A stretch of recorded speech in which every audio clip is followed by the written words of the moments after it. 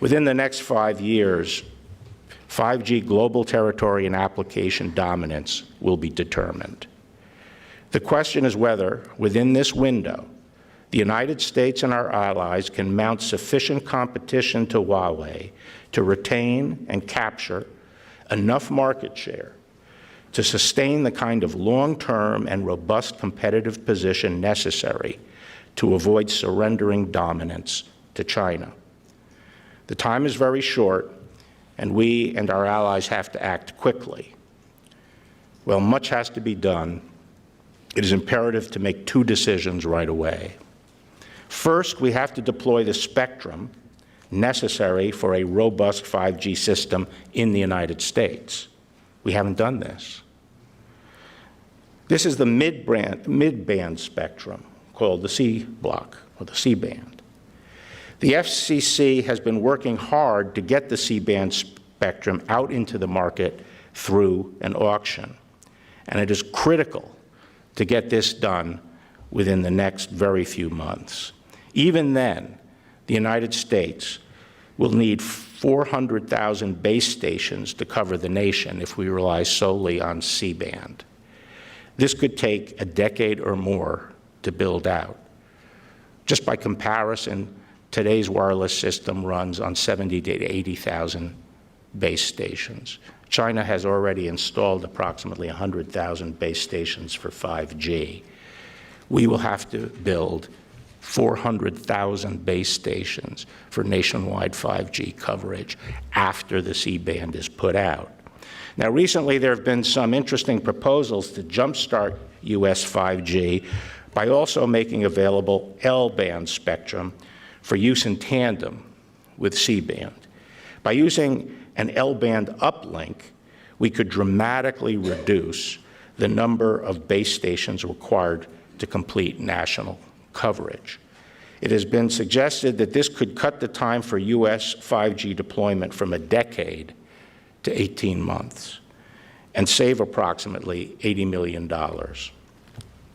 While some technical issues about using the L-band are being debated, it's imperative that the FCC resolve these questions, make its decision on spectrum, and move forward. The bottom line is that we have to move decisively to auction the C-band and bring resolution on the L-band. Our economic future is at stake. We have to bear in mind, in making these spectrum decisions, that given the narrow window we face, the risk of losing the 5G struggle with China should vastly outweigh all other considerations. Second, we have to make a decision on the horse we're going to ride in this race. Who is the 5G equipment supplier or suppliers that we will rely on to compete against Huawei around the globe, to win contracts from operators and blunt Huawei's drive to domination?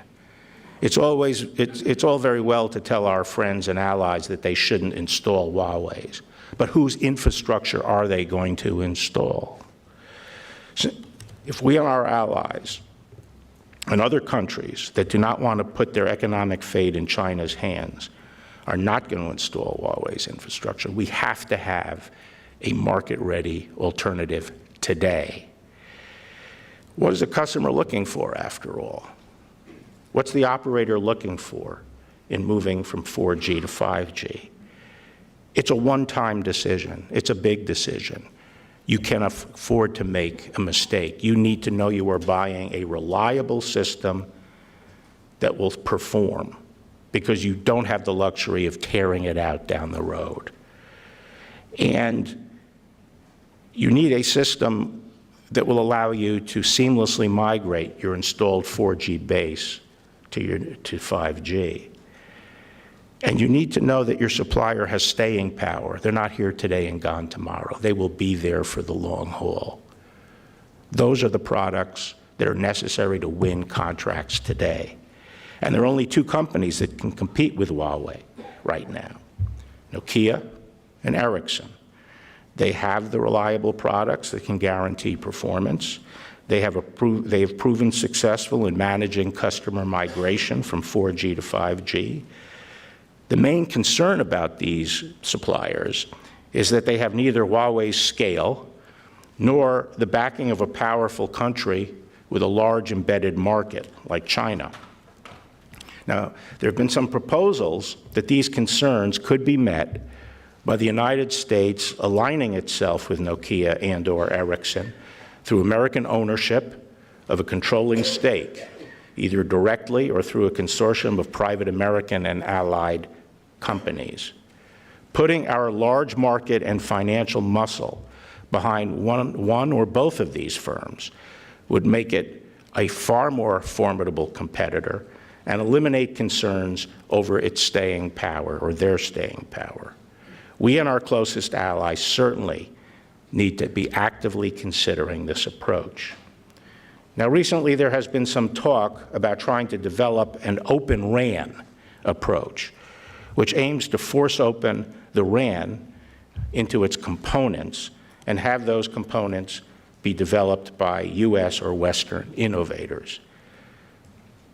The problem is that this is a pie in the sky. This approach is completely untested and would take many years to get off the ground, and it would not be ready for prime time for a decade, if ever. What we need today, as I said, was a product that can win contracts right now, a proven infrastructure, one that will blunt Huawei's advance. As a dictatorship, China can marshal an all-of-nation approach.